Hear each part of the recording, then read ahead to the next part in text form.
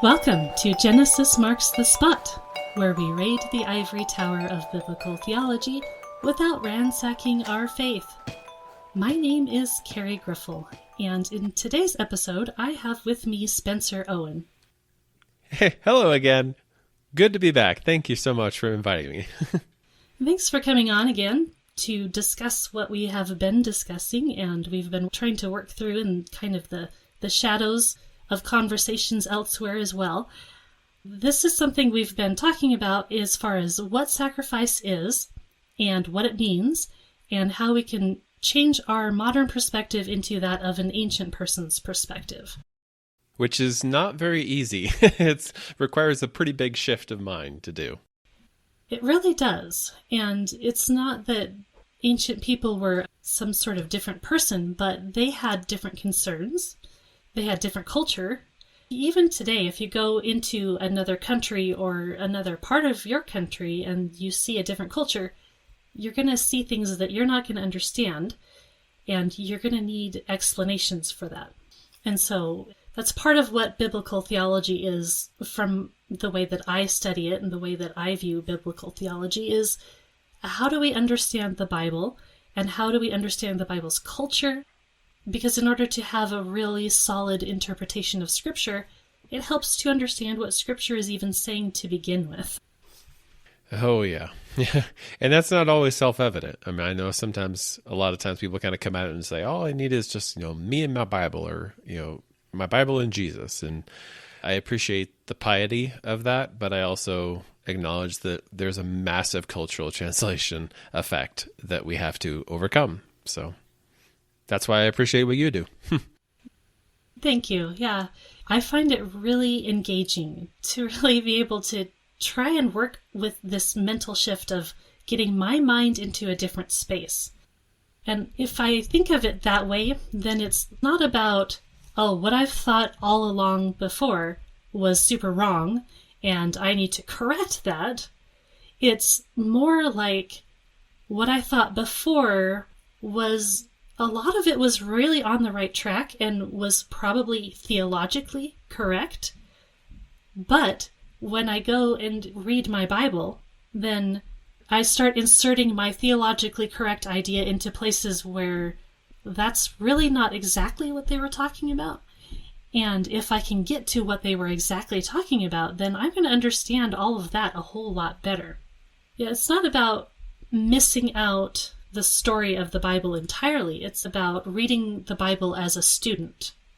And that's what we were trying to do with the last one, was try to kind of set the table, set the tone, and figure out what's the bigger picture of sacrifices in general, and how does that work connected to the wrath of God and all those kind of things. So it's really helpful background, and I'm hoping that's going to give us some kind of sense of orientation that will then allow us to go deeper into the details and not, lose the forest for the trees. So yeah, when I was starting to really get into Leviticus in particular and trying to understand what all of these offerings were, what was the sacrificial system for, even though I was raised LDS, and so in a sense that's like outside of Protestant evangelicalism, a lot of the ideas that I had were very directly from Protestantism.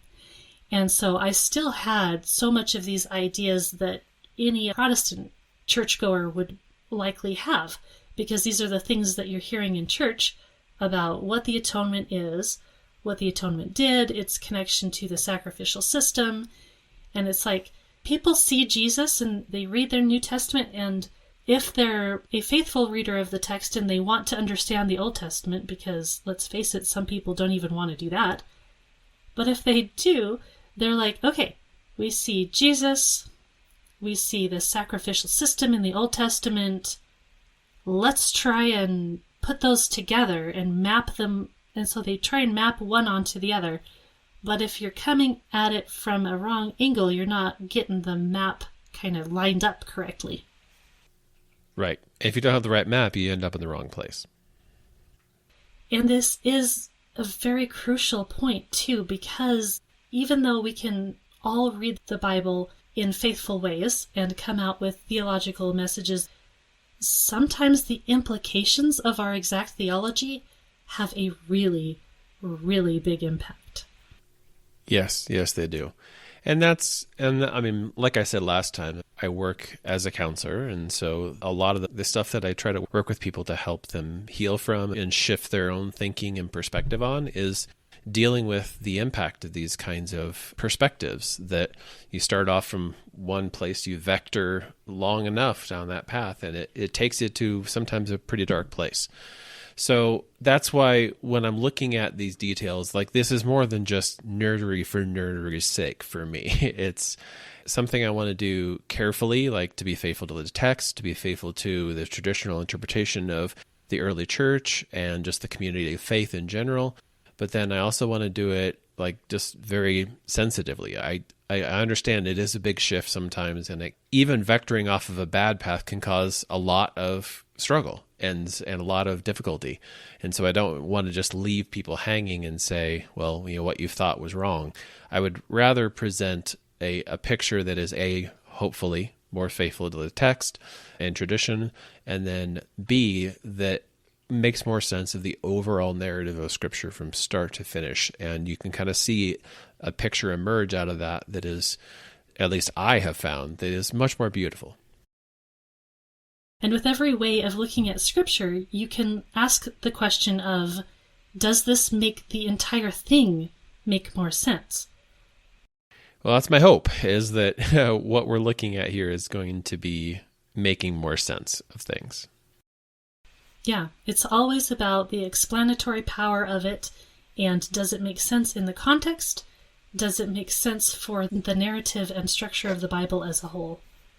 And yeah, it's that whole structural thing, and we miss that so often because we just focus on this little bit, this little bit, and this little bit, whereas we need to look at the complete picture. Tough work, but it's worth doing.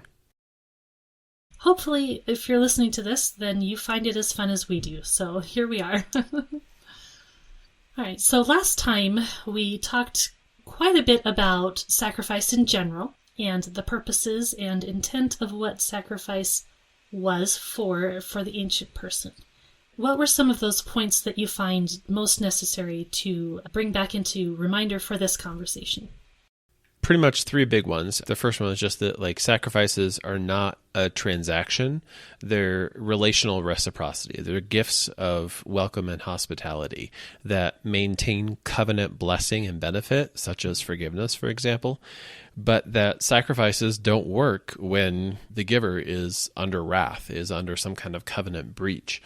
And that's one of the biggest reasons why, and this is really the second big takeaway, is that sacrificial worship is not wrath appeasement. It's not something that's trying to, satisfy a bloodthirsty God. It's a situation where the worshiper gives gifts to God, and then God gives back to the worshiper gifts of specifically his own life. And there's also built into that a system where there's a designated sin bearer, and that figure in the sacrificial system is the priest, who carries the burden of sin on behalf of the people. And then the very last thing that's really important to keep in mind is that atonement, which normally gets thought of as like, kind of paying God off in some way, atonement is primarily cleansing, which formally sustains that kind of client-patron, suzerain-vassal relationship.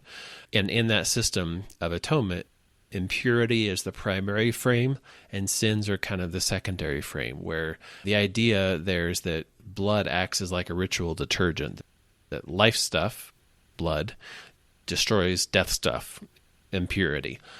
It's not really like it's covering it over, it's just swallowing it up and destroying it. And the biggest thing in that atonement framework to keep in mind is that it's not really that the blood itself is magical and, that it is some kind of quasi-magical substance that makes things happen like a lever, but it's really, at its core, it's a life of relational fidelity is what makes atonement work, not the death of the animal. So, and those are the big ones that I think it's really important to summarize. I think we've said before how the death of the animal, it's not emphasized in these rituals, it's just kind of there. We tend to think of death in a different way than an ancient person would have thought about it, I think. in several ways. Like, we're a bit distant from it. We have people whose job it is to take care of our deceased, whereas back in the day, that wasn't a job description. Well, that actually made you impure. So we have this level of distance from death, and for a lot of people, we're not slaughtering our animals. Most of us aren't. More and more people are starting to get into farming where they would actually be doing that, but for most of us, we don't know how to do that. We don't even know what it takes to slaughter an animal. The types of knowledge that you would need to have for that to be the case. I've been thinking about the Cain and Abel story, and Abel being the keeper of sheep, and what does that mean? And you might want to think that, that just means that he could have kept sheep for clothing or for other purposes. But in actuality, that's not the history of sheep domestication. You can't take wild sheep and then spin wool from it. You can felt wool, but you can't spin it. And in order to get that spun wool, you needed to first domesticate the sheep. Well, you're not going to take the sheep in and just keep them as pets in order to domesticate them. You're domesticating them because they're your food source. So, it's quite interesting to even think logically through that and say, well, yeah, there is other purposes for a sheep, but the history of actual domestication shows us that they were there for food. That was their point. And so when we see the story of Cain and Abel and he's offering the sheep, or he's offering from the flock, we have to be thinking in terms of this fellowship meal and this idea of sacrifice as we've brought it out. Yeah, and like we reiterated last time, that one isn't a sin offering that's offered there. But, and unfortunately, a lot of times people look at, when they think of sacrifices, they just automatically gravitate straight toward the sin offering, as if that's the singular sacrifice. And that's not entirely the best way to look at it, mostly because of, the evidence we have is more that the burnt offering is probably the prototypical sacrifice there.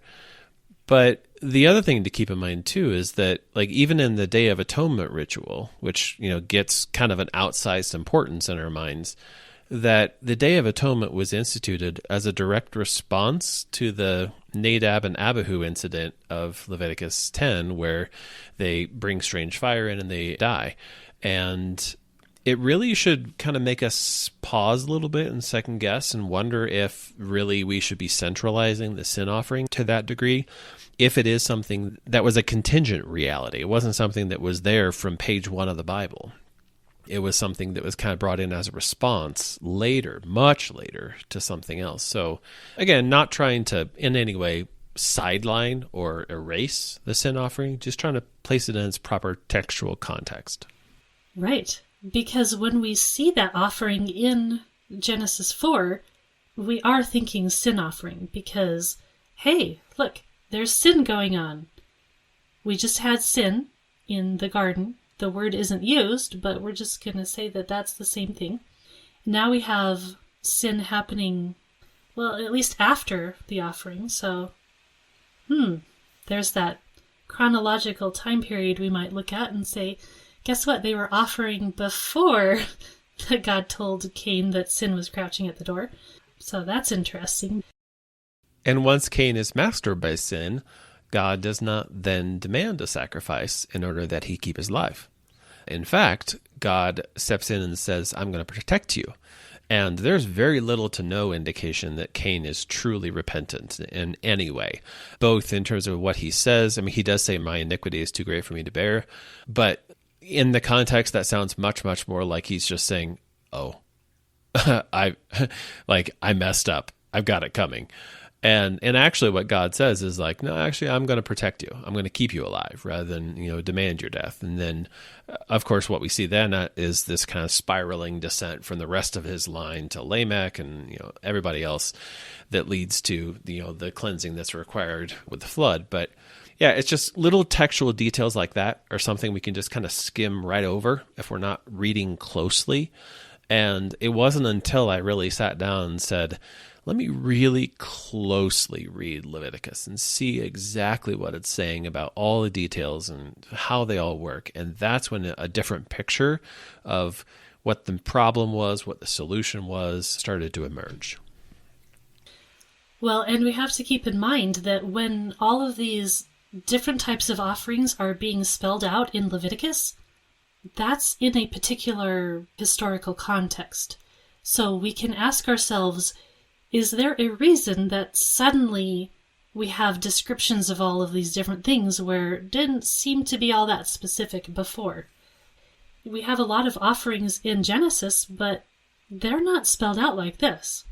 There's the burnt offering after the flood, but it's not really like suddenly, oh, here's all of these offerings that you're supposed to do, and here's the different ways you do it. And we might want to ask ourselves, maybe there's something particular about the history of Israel that causes that to happen, that causes that to be given to begin with. Well, I mean, I talked about church fathers and the tradition of the early church, and the way they saw that was this was designed to point to Christ. And I know that gets said a lot in kind of Protestant circles, but the way they meant it was that Christ is the pattern into which all the other sacrifices are a type. That Christ is the archetype, Christ is the prototype, and all the other ones are types and shadows of that. And so like when we look at something like the sin offering, we should be seeing Christ, but we also need to remember that it's not like Christ said, okay, now let me figure this out. What's the pattern of the sin offering and how can I fulfill it? Like how can I fit myself into that? It goes the other way around. And this is something my friend Joshua Sherman that you've had on has been really instrumental in helping me to see, as well as the church fathers, that when we're going through the details of the sin offering, we should be looking for Christ, but we should be looking for it in kind of a low resolution image. And I love that you've pointed out that it's not the case that Jesus is poring over scriptures and saying, what do I do next in order to fulfill this? That's not what's going on. Leviticus is a blueprint, but not for that purpose. So there's a meaning there, and that meaning is just naturally showing up. And it shows up as a pattern, and I would argue that it shows up throughout the entire Old Testament again and again and again. It's hard for us to see that this is really going to be connected to the history of Israel. I think we forget that. This has a cultural context. That ritual system is embedded in the history of Israel itself. Right. And I know like the whole second half of Leviticus 17 onward, is considered to be what's called the Holiness Code, which gives a lot of stipulations, regulations for feasts and for purity and all kinds of other, ways to live with God and with neighbor. That's actually in that section is where the second greatest commandment, love your neighbor as yourself, comes from.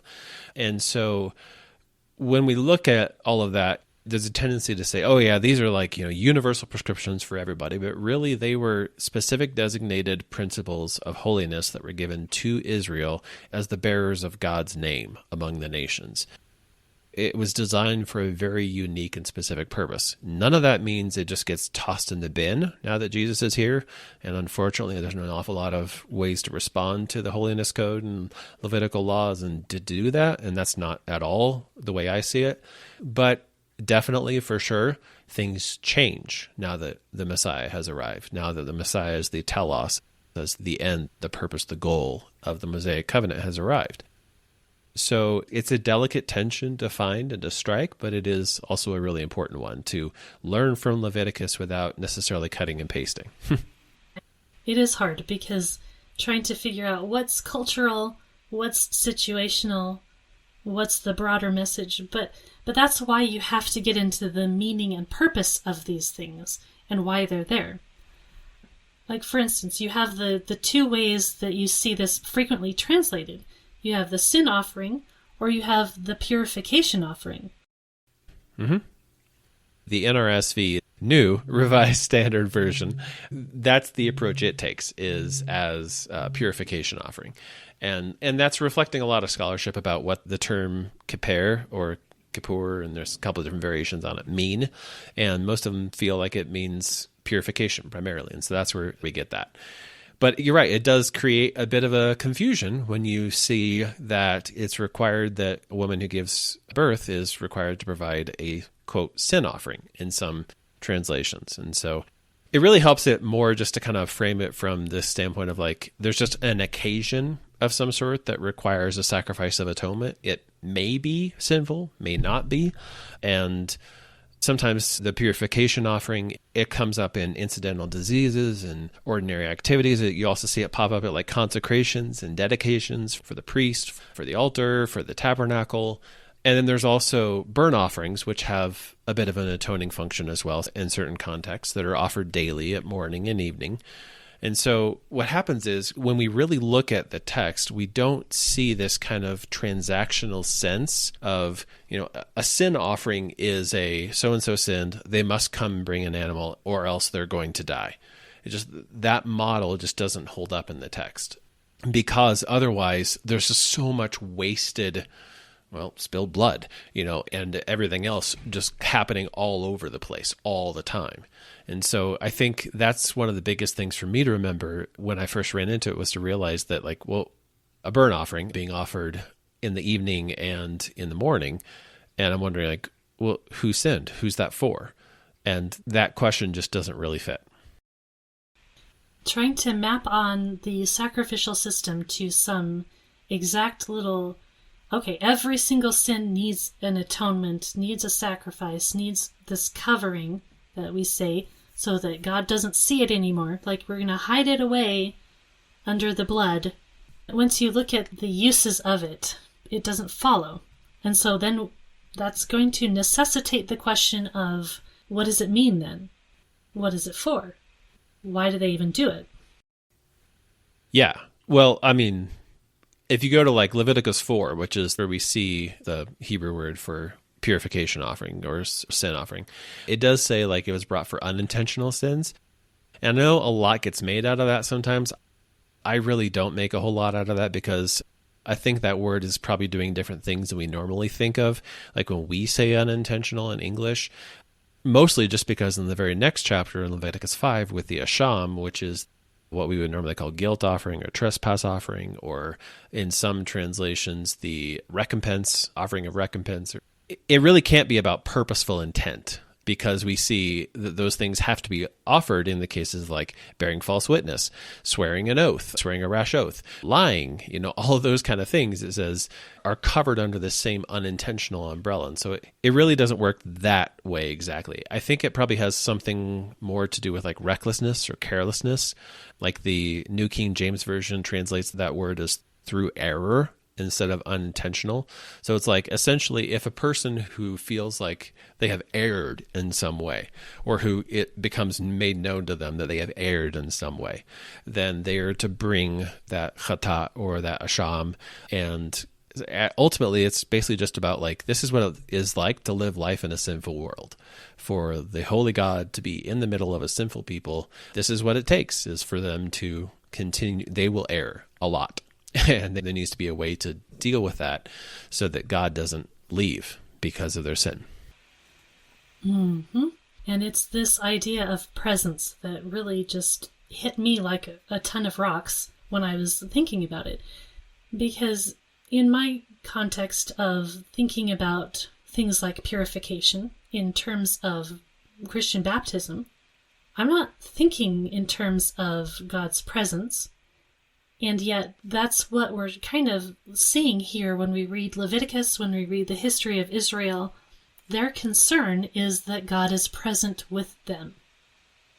So they need to make sure that something is done so that they have God's presence with them. And that's kind of a bit of this framework. Mm-hmm.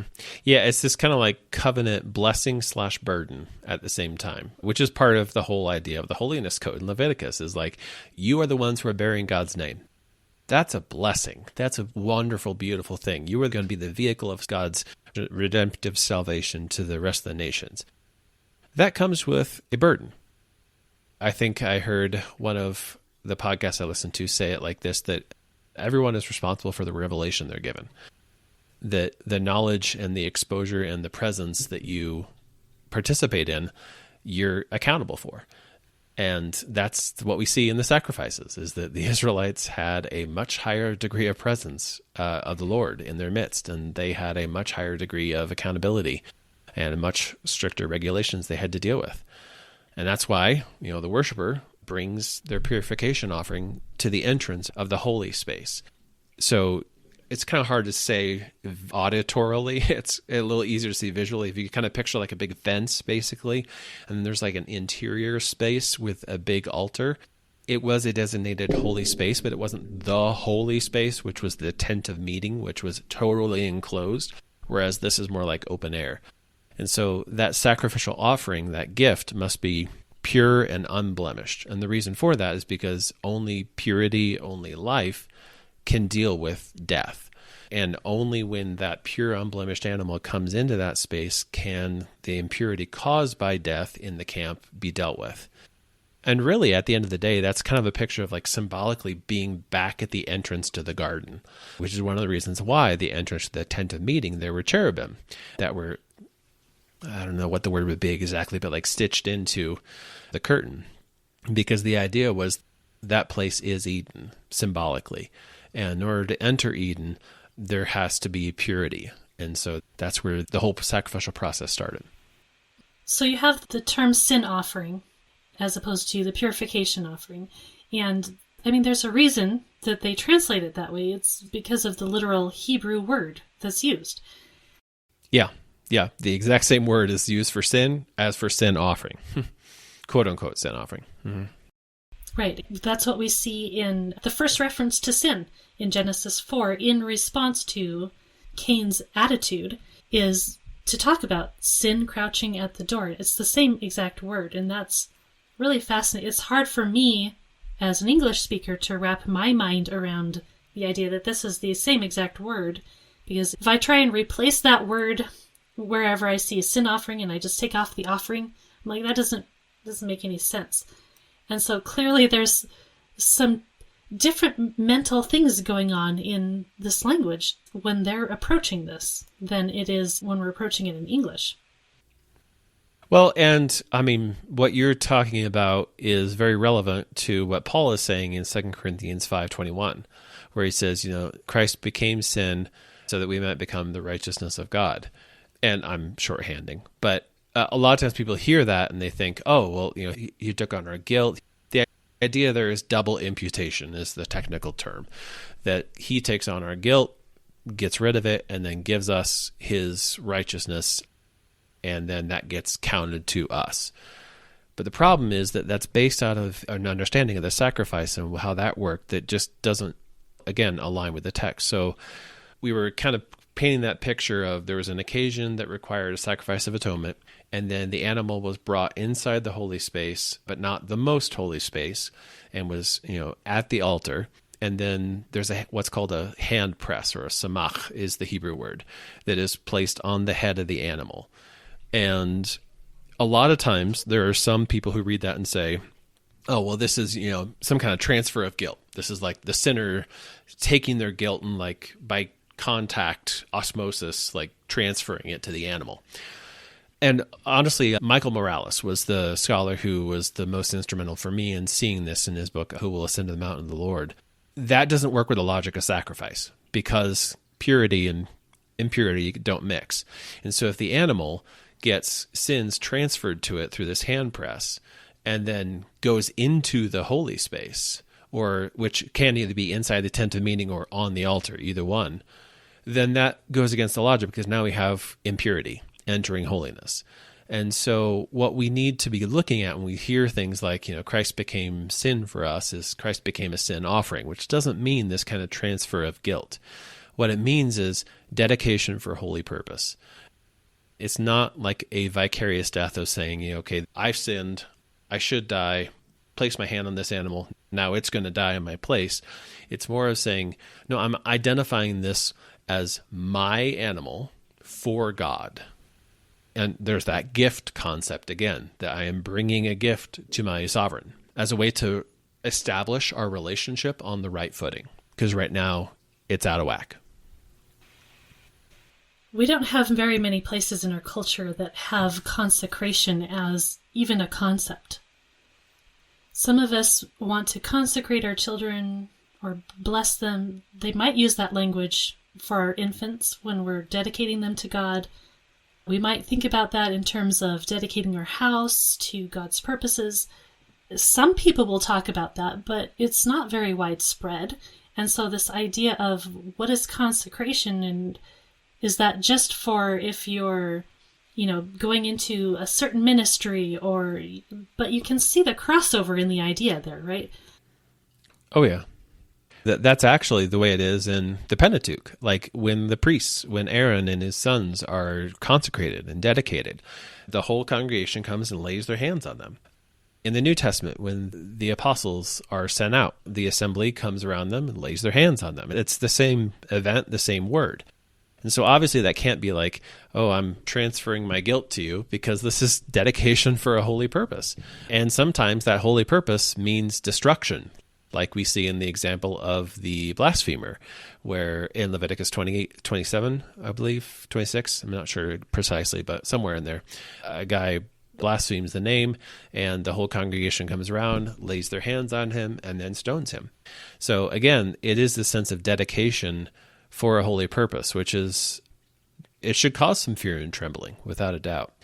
But that doesn't necessarily mean death by any means, as we see with the priests, as we see with the apostles, and honestly, even as we see in the chatat itself, the purification offering itself, where in Leviticus 5, there is a sliding scale that's offered for anybody who can't afford an animal. And flour or grain or semolina, it kind of depends on the translation there, but essentially something that's not already alive in the same way an animal is alive, it's not a nefesh, it makes the same kind of atonement as a nefesh does. And so when we look at what's happening in the sacrifices, we really have to understand that atonement does not require death. And that's just one of many examples that I could cite, where whether it's money or whether it's incense or whether it's a coal from the altar or just an intercession of a mediator, there are all kinds of different ways that, or even just simply repentance. Like in Isaiah 27:9, it says that, when the Israelites tear down their altars, then atonement will be made for them.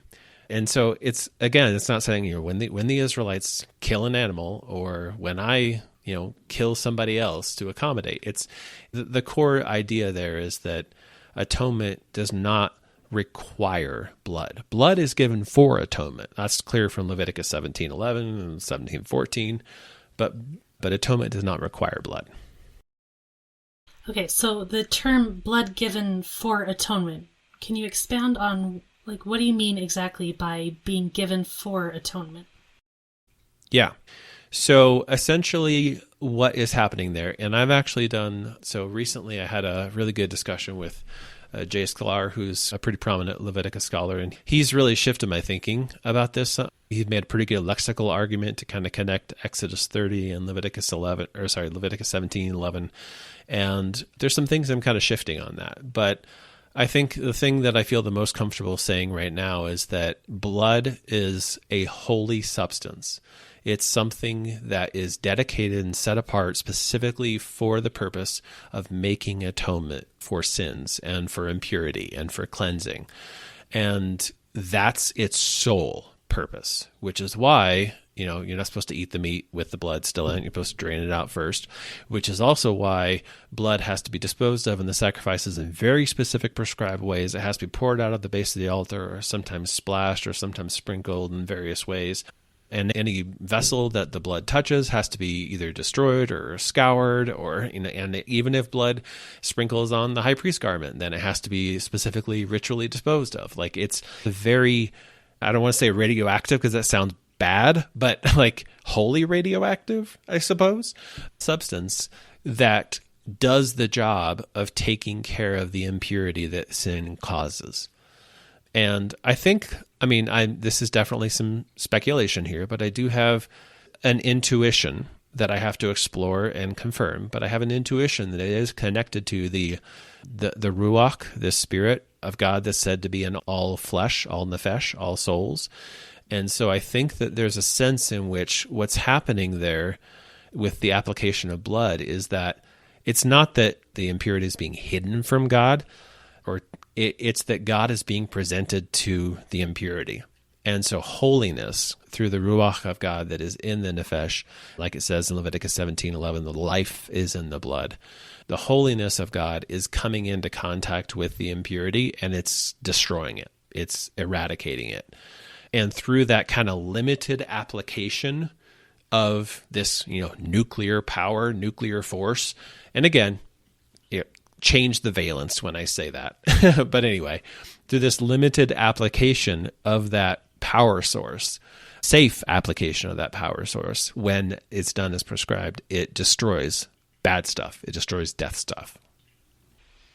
So the blood, it is a form of blood manipulation. We can't just wave away the fact that there's blood here. We can't just say, oh, it doesn't matter. We can't just say, we could just replace blood with Pepsi or something and say it's the same thing, because it's got this deep meaning and deep intentionality of what's going on. So we can't just say that there's nothing about the blood, that there's nothing that, it has that meaning. But at the same time, we also see things that do similar things without the blood. And so we say, okay, so what is the underlying meaning and intent, instead of saying there's this magical substance that God is just going to not be able to see through, and it's going to cover things and it's going to make things invisible. Whereas, there's a deeper underlying meaning. And so the fact that blood is there, the fact that blood is part of this whole situation, means that we need to ask ourselves, what does blood mean? Why is it there? Is the meaning the death? Because that's usually what we're thinking. We're thinking the meaning is death. Whereas everywhere in Scripture, blood is life. Life. Yes. Well, and again, to go back to the text, when you look at it, and you alluded to this earlier, but I want to reinforce it. When you look at the rituals that are prescribed for the sin offering or purification offering, they spend dozens of verses on here's how you take care of the blood. Here's what you do with the entrails, and make sure you wash the entrails before you place them on the altar, because they too have to be purified before they come into contact with that. Here is where you kill the animal, which is not on the altar. And that's a really significant detail, which is both a difference from pagan sacrifices as well as an indicator of why blood does not equal death, because we don't want the pinnacle of the altar, which is kind of symbolic of Eden again. We don't want that to come into contact with death. And so, and again, blood would not be death here. It would be the death of the animal. That would be death. But what we're looking at is we see how in all those dozens of stipulations of how we're supposed to handle all the different parts of the animal, the death is given literally this much, and he shall slaughter the animal. That's it. And so the death is just simply not ritualized. We as modern Westerners don't have a lot of ritual, so it's kind of hard for us to step into this space. But it's really important to remember that what's ritualized really is essential or central to the ritual.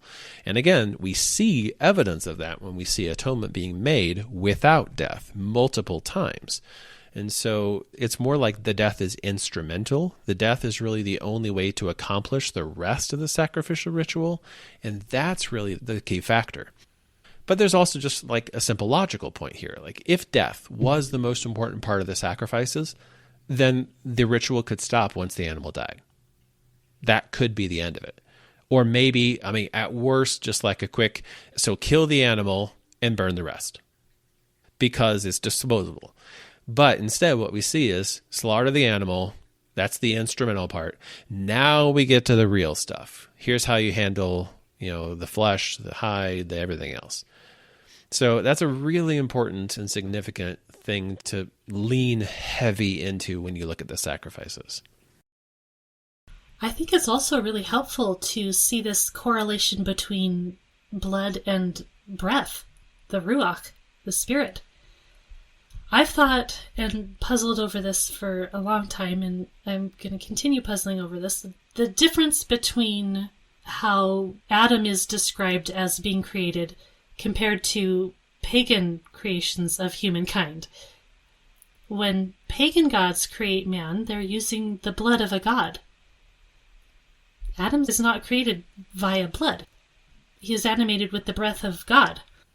And so I'm like, well, why is there such a difference here? There's got to be something there. And this connection of life with these two very different substances, to us, they're very different. But to the ancient person, there would have been a very big correlation here. Inextricably connected.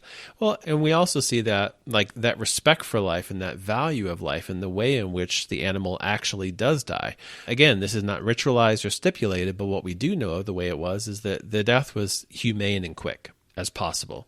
So again, death wasn't the focus. It wasn't like, this is the precise way in which you are to do this, death ritual, because that just wasn't as important. And relative to the cross and Jesus and the pattern, which again, we want to remember, the death of the sacrificial animal is going to be a low resolution image of Jesus's death. And the death of the animal was totally absent from all brutality, all torture, and more or less, at least for the time for sure, all suffering.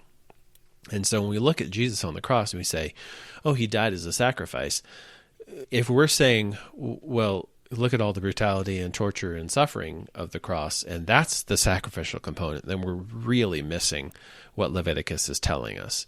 And we're trying to fit a square peg into a round hole. Yeah. Man, that's a mind shift just in and of itself. So we have two things that are going on. We have the sacrificial system in the Old Testament. We have what Jesus did in his life and death and resurrection and all of that. And we know that those are related. We know that there's direct correlations in ways. We know we can map the one onto the other in some form. And then we need to ask ourselves, though, after that, what are the differences? Like we acknowledge certain differences when we get to Jesus and we're like, he's the better prophet, he's the better priest, he's the better all of the things. And then we forget that once we're mapping this thing in the Old Testament onto the work of Jesus, we're just going to try and make these direct correlations and not see the differences that are also there. Well, and that's precisely why a close read of Leviticus is required, and why I didn't until I just sat and committed to it, said, I have to do this. But it is the similarities and it is the differences. Both tell us something. So, like, for example, one of the things that we see in the death of the animal, the sacrificial animal, is that the worshiper kills the animal, not the priest. So the priest is kind of like the representative of God. And what's happening there is that it's not a divine death sentence being executed, which again, we would expect if this whole matrix of ideas of like the hand press means, imputation of guilt, and it's a vicarious penalty and a vicarious death. We would expect for quote unquote God, in this case, the priest, to kill the animal. But really the worshiper kills the animal. And so there's just a lot of different ways in which that edifice starts to crumble when you look really closely at both the similarities and the differences with the Levitical sacrifices. So you can look at the similarities and differences between Old Testament and New Testament. You can also look at the similarities and differences within something like Leviticus itself. Why do they have the Day of Atonement at all if everything can just be taken care of by a sin offering, right? Let's just do more sin offerings, and then we've dealt with the sin. Yeah. And there's a whole rabbit hole there that I'm not going to, that's actually a major split in Levitical scholarship between like Jacob Milgram and Roy Gain as to what exactly is going on there. And everybody kind of takes their camps, and there's little sub camps within that. And so again, not going to go down that rabbit hole, but yes, you're right. I think what's really helpful for people is to go through Leviticus line by line and start writing everything out. Not like, not literally word for word, but like, making little bullet points and taking notes along the way and just asking why every single time. So like, for example, after the animal is killed, then the gift, the sacrifice, is divided. The animal's skinned, it's flayed, and then its hide is given to the priests. Presumably, I would say, probably like, here's an example of, answering that why question. Presumably, because since the priests weren't allowed to keep their own livestock and weren't given inheritance in the land, this is how they are taken care of.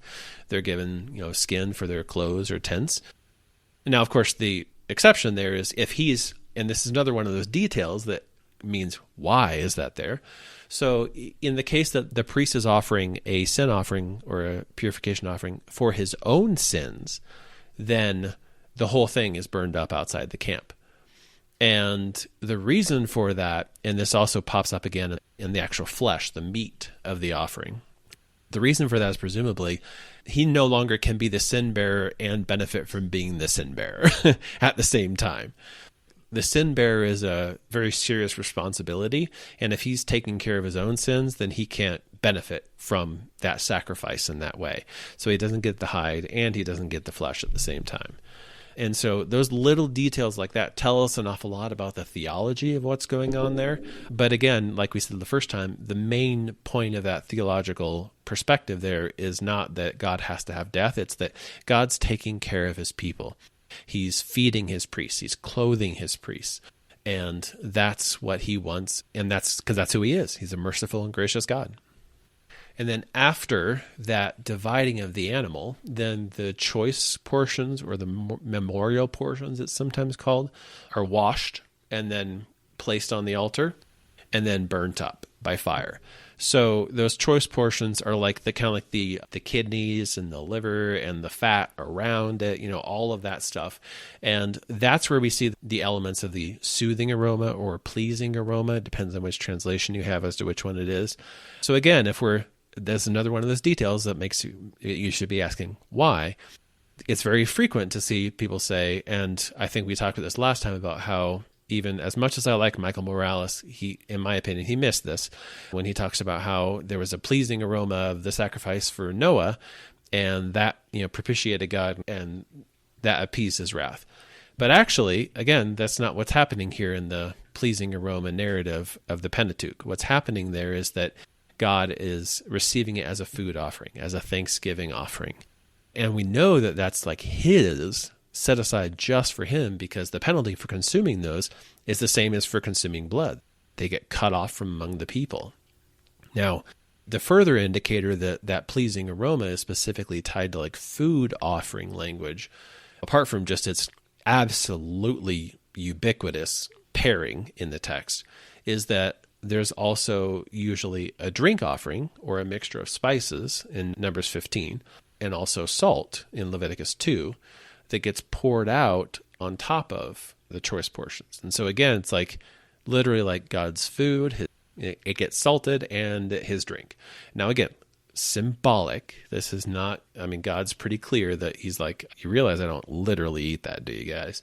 But yet again, we have to ask, if the death is the point, why? Why do this? It doesn't make any sense. That's because the death isn't the point. The communion with God is the point. Because it's clear over and over, God is not there to be bribed. He's not there for us to try and just have our way and try and influence him to have our way, but it's always about his will. And so if we're like, this is just a bribe for God, and, we're going to give him the best so that he'll give us what we want, the Bible's very clear, just the whole entire narrative, the way that God presents himself in history, that's not what we're looking at here. And it's very contrasted with what we see of pagan gods, who they are seen as insatiable quite often and things like that. Yes. And they are depicted as drinking blood and those kind of things. And that's really the next step of what happens in the sin offering, is that the blood gets manipulated. But again, it gets manipulated in very specific prescribed ways because that matters. That carries theological freight. And so the majority of it is poured out at the base of the altar. In some cases, it's applied to other holy objects like the horns of the altar in the outer court, the altar of incense inside the tent of meeting in that super holy space. or on the Day of Atonement, like you mentioned, sprinkled 7 times before the veil in the Holy of Holies.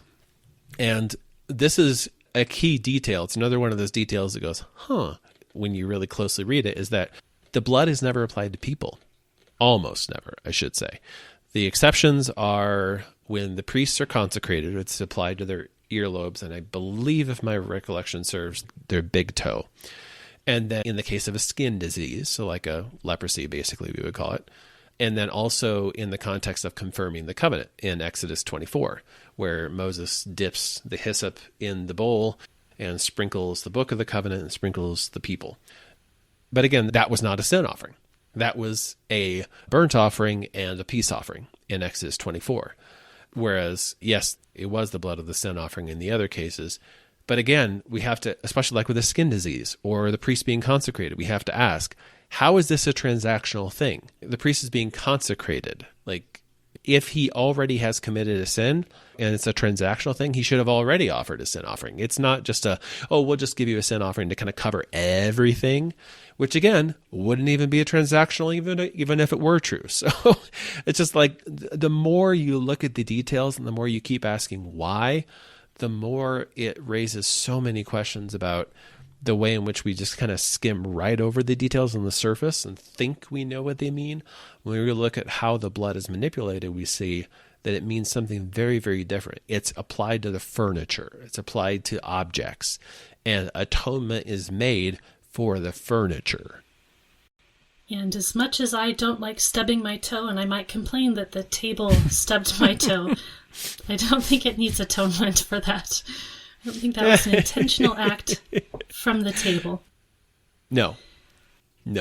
It's just accumulating impurity, It's essentially like, the Holy of Holies is God's bedroom, the tent of meeting is his living room, and the outer courtyard is his porch or his front yard kind of thing. I mean, I'm doing a really rough and dirty and probably semi-blasphemous summary here, but that's, somewhat sort of the idea is that God's invited us into his house, or in this case, God has invited the Israelites into his house.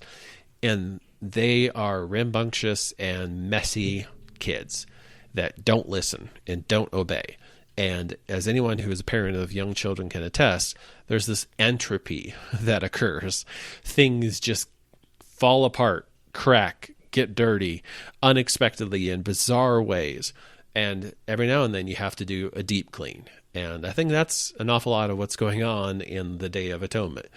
But you also have to do regular cleaning, and that's what's happening in the daily sacrifices, which, again, are not transactional. I'm not sitting here scrubbing off my kid's crayon off of the corner of the table and saying, oh, you're lucky I'm doing this so that you don't have to. It's an act of love. I love my kid. And yes, they've messed up my living room, but you know what? I want to live with them. And I also want my house to be clean. And so I clean it up. And that's the primary frame that we have to keep in mind when we're looking at the sacrifices, not this concept of like penalty and death hanging over everything. Especially when I was younger, looking at things and going, why do we have baptism? And why do we have some types of washing in the Old Testament, but it seems kind of a low-key thing? Like if we're talking about purification, why don't they just wash everything? Why don't they just use water to wash everything? What is the difference between the purification of water versus the purification of blood? Is there a difference? And how can we see that? It's a really good question. And I got to be honest, I don't know that I have a fully fleshed out answer to give for that. I do know that washing is still part of the ritual, even with blood. Like I said before, the entrails, the choice portions had to be washed before they're placed on the altar. And then at the end of the whole ritual, there's a set of washings where the bowl used to prepare the meat for eating had to be either scoured or washed out there, or if it was, unable to be scoured because it was pottery, then it was broken. Any garment with blood spattered on it had to be washed or in some cases burned. Yeah, before priests got dressed, they had to be washed as well. Yeah, so there still is a sense that washing with water matters and is important and is necessary. So, the presence of the blood and the purification of the blood doesn't seem to eradicate that. I'm not sure that I can say with complete certainty exactly how and why it all, mechanically works out, partly because this is symbol and I don't think we're supposed to like necessarily fit it onto a spreadsheet. But what I can say is that is the way in which, that's the primary way in which we talk about being washed in the New Testament, is washed through baptism, cleansing in that way. And that's an act of sanctification. That's an act of setting apart, designating for holy purpose, belonging to God. And it fits into that narrative pattern of going through the waters of the Sea of Reeds in Exodus. And so, yeah, it's tricky. And if I ever get a good answer for that, I will make sure I let you know. Well, at least I think that we could say that it doesn't have to be an either or.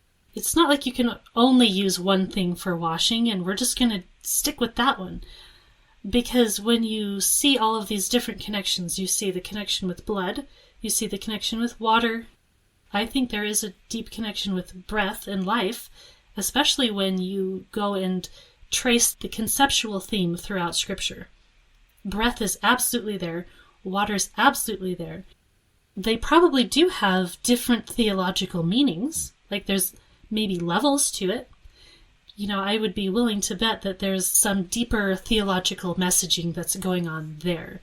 So what that is, I don't know, but you can see that there's different kinds of understandings. Well, I know sometimes whenever I talk about, the sacrifices and blood in this way, people kind of think that I'm trying to like minimize death or minimize sin or diminish God's holiness or something. And I don't think it's like that at all, because at a minimum, the fact that we need to kill something is going to be a massive cost, especially for any Israelite, especially a peasant. And yes, there's a graded scale there. And like I said, all the way down to flour that makes atonement.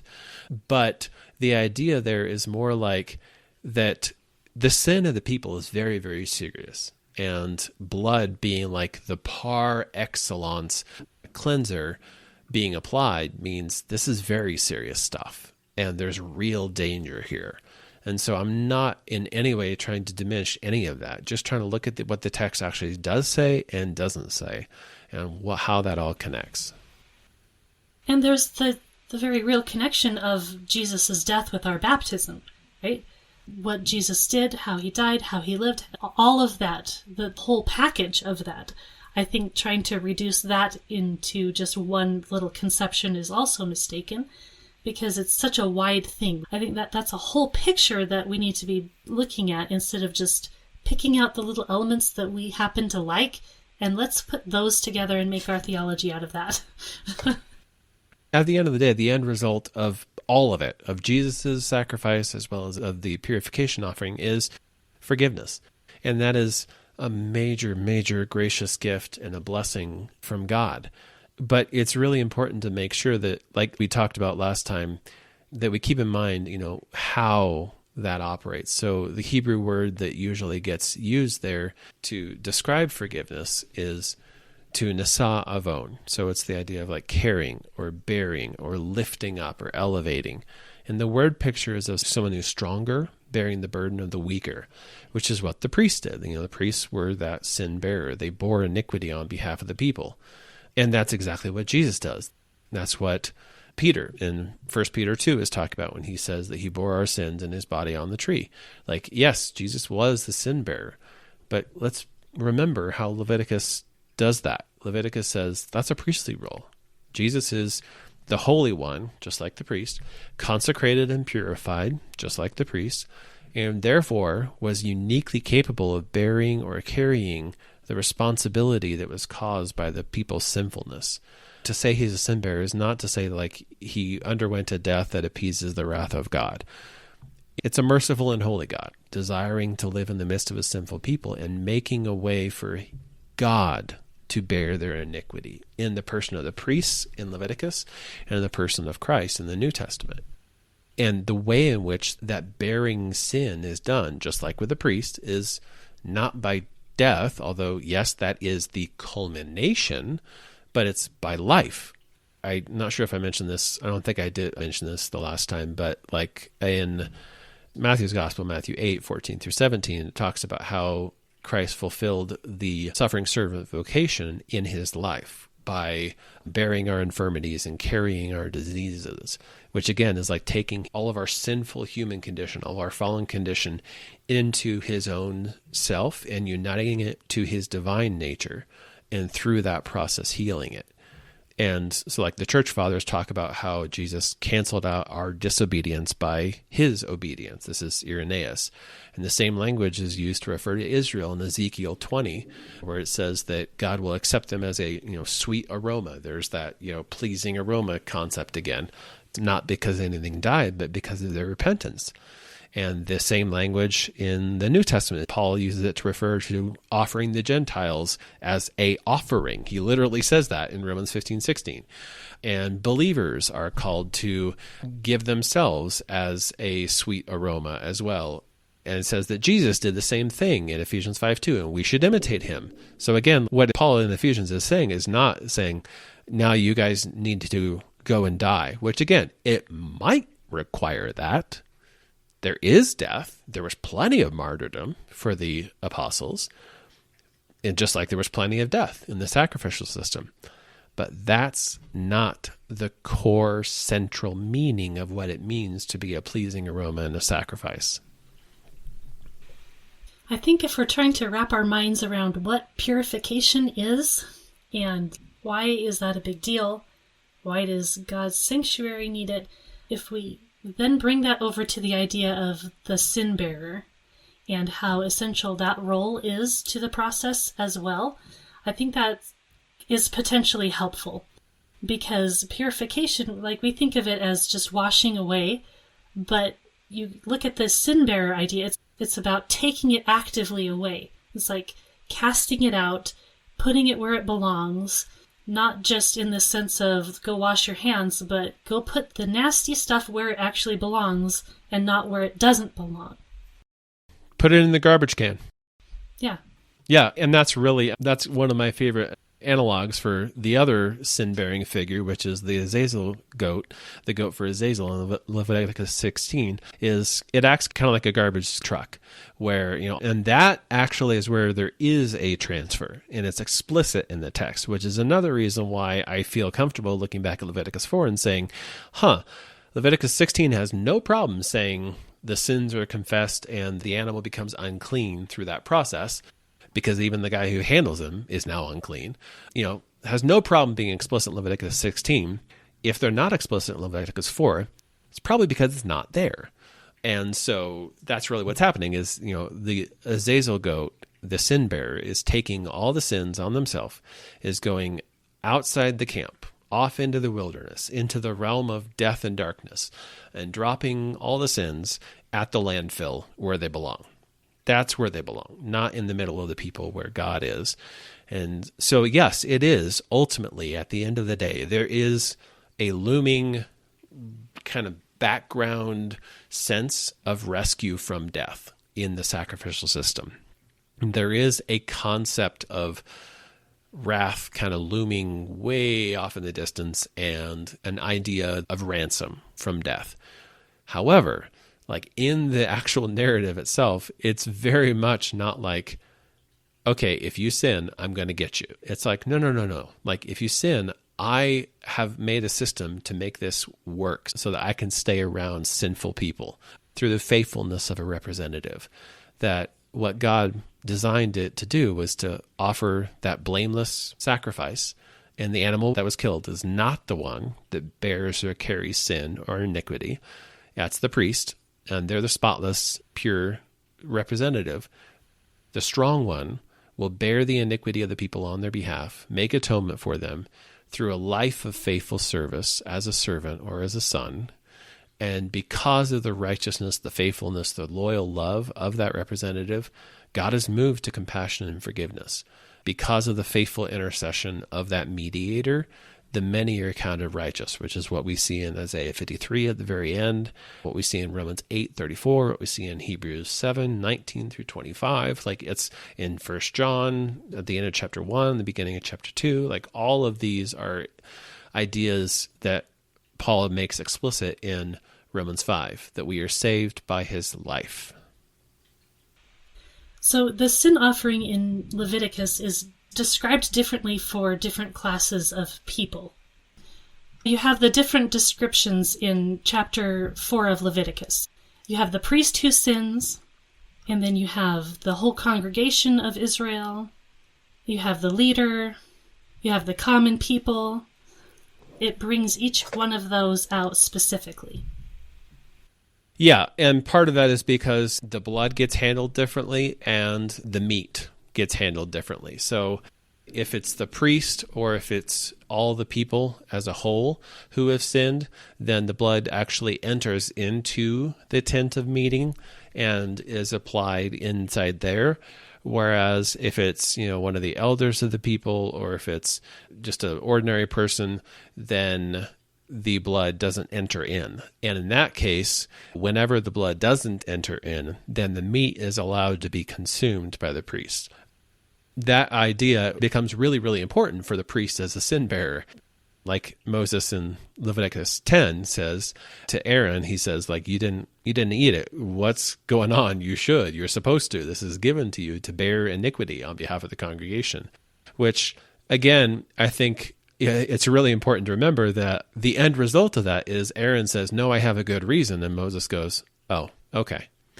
So it really should, again, break our spreadsheet, basically, is the idea. That if we're coming at this and we've got this like ironclad idea of like every single sin, someone has to die in their place or else, this person's going to die. That's just not something that the text will support from the story of Cain all the way down. And what we really need to do is kind of look at this and say, look at the details. Yes. Ask why. Yes. But zoom out as well and see the whole picture and say, why is God even doing this? What is the whole point of this? And the whole point of it is to purify and make holy and keep holy a people for his own possession. It talks about how God has redeemed a people for his own possession in Revelation 5:9. So yeah, this is very much a redemption motif and a ransom motif, but it's not ransoming from an angry God or ransoming from God who's standing ready to kill them. It's ransoming from the forces of darkness, ransoming from Egypt symbolically, and which is why we see kofar, which is the same root as kippur, the word for atone, why we see that in Exodus 30 of the idea of the firstborn of Israel giving a ransom for their lives, is that they're being dedicated for God, for holy purpose for him. And yes, if they don't, a plague will come on them, but just like we saw in the plagues that happened immediately prior to that, those plagues were a judgment on the gods of Egypt. And so what's happening there is God's basically saying, who are you going to belong to? Who are you going to serve? Are you going to serve me, or are you going to serve the gods of the nations or the wilderness demons like, Azazel? To whom are you going to belong? And so that sense of ransom there is a transfer of ownership from one kingdom to another, a transfer of belonging. And that's exactly how Paul talks about it in Colossians 1:13 through 14. He says, we've been transferred from the kingdom of darkness to the kingdom of his Son. And he calls that the redemption, the forgiveness of sins. So it's really, those are two very closely tied together concepts, that when we are pulled out of one kingdom by the blood and stamped and sealed by that blood as belonging to God, then God takes our certificate of debt that did belong to our former slave master, and like John Chrysostom says, he remits it joyfully. He tears it asunder. Like he's not demanding payment of it. He's desiring freedom and release. And that's the picture that we see in Leviticus. Yeah, we don't really connect in our minds, at least I don't, the idea of purification or washing and this kind of idea with consecration and dedication. Like those are two entirely different things in my head. Like I have different categories for those things. Whereas here it's very mixed up. And we were talking earlier about the consecration idea and the laying on of hands and how you can see it in different ways and for different purposes. I think that's what's going on in James 5 when he's talking about praying for healing and people laying on of hands. It's that dedication and consecration, and we're trying to interact with you, God, in this specific way. Let's do it intentionally, kind of a thing. And so, it's about ministry, but it's about washing. It's about healing. It could potentially be about destruction, as you mentioned. So that's a wide range of meanings attached to what's going on. But at the base, there's one thing that's going on. Mm-hmm. Yeah, and the base of that is that God desires to be in the midst of his people, but his people are messed up. And so he provides a way for them to be healed through sin bearing in the priest, through purification with the blood, through communion with the choice portions being offered up by fire, through feeding them and taking care of them through the priests, and through sacrifices like the peace offering, where the whole people sit down for a communal meal. Same thing was true for the Passover lamb, and he redeems them from the kingdom of darkness. And there's that ransom concept. And at the end of it all is what we see in the goat for Azazel, where he takes those sins and he sends them back where they belong, which is what we see in Psalm 103, where it says he removes our sins as far away from us as the east is from the west. And that's the image that the apostles are trying to paint for us in their writings, and Jesus is painting for us in his life. Beautiful. It is a tapestry, and it's beautiful. Mm-hmm. It's very, very tightly woven together. So every single thread matters, and the whole thing matters as well. I freely admit it's complex, it's technical, and it's difficult, but in the end, it absolutely is worth it. That's my kind of final statement after 7 years of studying this. So, deep study can be very frustrating because you end up with more questions all the time, more and more questions all the time. You're just like, why can't I just get to an answer instead of more questions? But that's not really how it works when you really tackle a subject very deeply. But the interesting thing is, the more questions you get, the more interesting questions you're getting. And the deeper you're getting into the meaning and the purpose and all of that. For me, at least, maybe it's just because I'm super nerdy, but the more excited I get, the more it energizes me, the more I start to understand things a lot better. Like, I mean, I don't know. I think I might be the only person I know of, except for people who I've run into online in the same niches, who, when a new book on Leviticus comes out, like Andrew Rilera's book that's going to be coming out soon, hopefully. They've been saying that for like 2 years now, called Lamb of the Free. Like, when that comes out, like, I'm super excited. It's on my pre-order list and I'm waiting for it. And I just got a book recently about justice and justification, and I'm super excited to read that. And that has heavy emphasis on sacrifices and Old Testament ideas of justification. And so it's like, stuff like this is super nerdy, but it also has a direct correlation to how I see God, in that I don't see him anymore as somebody who's just so disgusted by me that he can't stand to look at me. And thankfully he can wear SON sun glasses that will allow him to look at me. But it's more like he's saying, no, you're the image. You are who I like. This is me.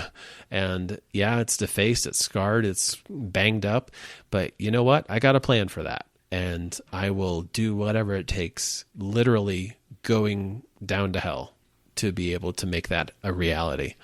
And that's the picture that I see reflected, again, low resolution, but still reflected in Leviticus. Thank you, Spencer, for this conversation. I hope that it's really helpful to others.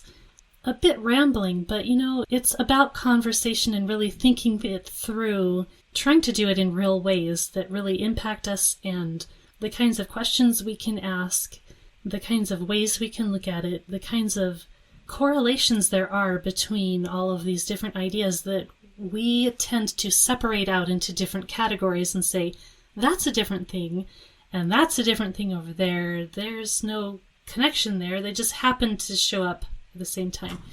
Whereas what we really see is this tapestry. It's exactly this beautiful layered tapestry where there's different angles and views of looking at it. And it's not always that there's something necessarily wrong with everything that somebody else is framing it as, but the question is, can we look at it from the perspective of the ancient person, and how would they have looked at it, and can that reflect and help us view it better? And at the end of the day, that whole tapestry is Christ. Yes, yes. And that is our focus. That's the whole purpose of why we even want to learn about this stuff. It's not some esoteric thing. It really has involvement in our daily lives as followers of Christ. Well, thank you again, Spencer. I hope that we can have you on again soon and we will continue the conversation. Sure. Happy to be here. Thank you so much. Well, that is the end of this episode. As always, I deeply hope that you enjoyed it and that you got something out of it that you didn't have before you listened. In the next few weeks, you can look forward to some more conversations that I will be releasing. And if anyone has any questions for my Q&A, there is still time to get some in for my next Q&A episode. Thanks to everyone who's already submitted questions, and thank you all for listening to the podcast. I've noticed some new reviews coming in, so that's always exciting when I get to read those. Thank you for everyone who reviews this show. Wherever you listen, you can do that on my website at genesismarksthespot.com. And that is also where you can contact me if you do have any questions or ideas for topics you'd like me to tackle. Thank you for sharing my episodes, and thank you especially to my Patreon and PayPal supporters. You guys help me keep the lights on and help me gather resources for all of these episodes, so I really appreciate that. At some point, I do hope to be releasing some merchandise like t-shirts and mugs and, stickers, all of that kind of fun stuff. So hopefully you can look forward to that, but it takes me a little bit of time to figure out all of these technical things. By the time of this episode's release, I do hope to also have a newsletter out. So for those of you who have signed up for my newsletters, if you don't get that, go ahead and check your spam boxes. At any rate, I wish you all a blessed week, and we will see you later.